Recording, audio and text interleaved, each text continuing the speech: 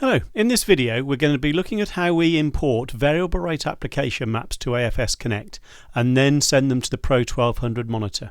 We'll look at importing variable rate application maps from an external source and then how we export the VRA map to the Pro1200 monitor and then prepare it for work.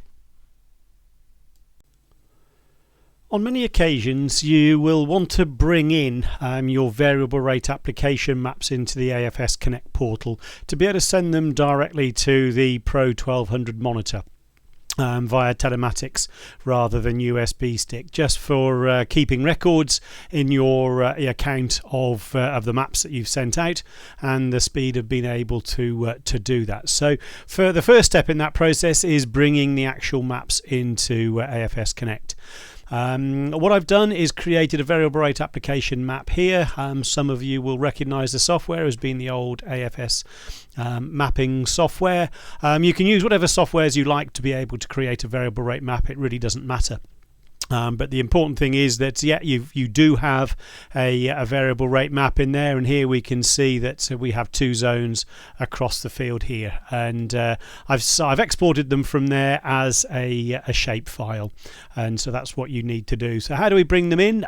We go to the adds, we go to plus, go to the RX prescription, and then we're going to import shapefile, and we're going to click upload, and we're going to go to the variable rate spreading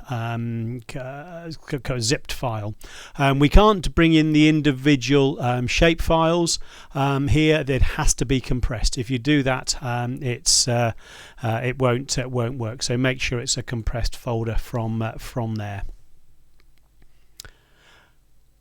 And so our upload is completed. Selected a group. Well, I've already created a variable rate for maps group in the software. If I want to create another one for a seed rate map, for example, then I can put the group as seed rate. So we're going to create it as 2023 fertilizing. So that's fine. It's called VRA spreading. That's what I exported it as. So we have got next. Find a product. Have we got a product in the software? Yes, we have. If we want to add another one, then we click the pencil there and give it a name and just sort of describe what it is and complete that. We'll just use the one that's already in here. There's no problem at all with that. And units are kilograms per hectare, and the rate attribute is the fert. That's what I named the fertilizer, or the rate map inside the map that I created in FarmWorks on the AFS mapping software. That's how we created it. So we call it fert. And so that's the attribute that we need to work in here. So I'll create finish, and it's now starting to come in. One of the key points that we have to remember when bringing a variable rate map into the software is that we have to have boundaries. The variable rate map is spatially sorted against the boundary that you have, and so if you don't have boundaries, you will not be able to see your variable rate map. So that's another good reason for making sure that you have all of your boundaries in the software before you start to entertain any of these extra features that are available. And there we go. The prescription map just pops up because we've got the boundary there, and you can see it's all clipped to the boundary that we have. And so by ticking the box, you bring up the variable rate application map. Now that the map is in the software, the next job is then to send it out to the monitor. And to do that, we select the export icon and go to ISO XML, send to equipment, and then to next. And we've got our account, our organization, and we've changed the name of our vehicle, so it's now much easier to select where it is going to.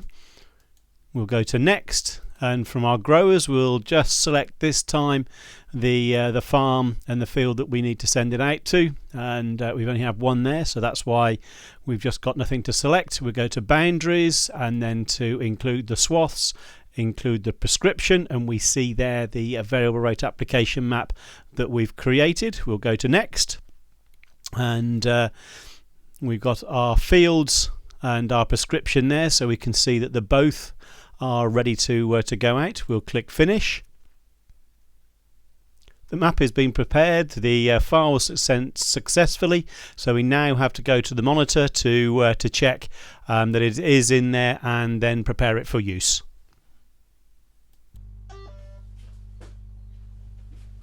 So our new data has arrived in with the variable rate application map.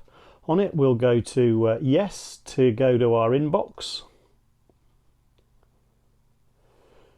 And we can go to import. We just want to check in data management that we've got no growers, farms and fields in there already. It's empty, which is great. Go to import.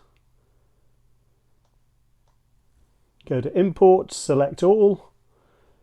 Import selected. Our import is now complete, so we can go to operations, go and select our grower, farm and field. We can look in our task, and then there we have our variable rate application map for spreading.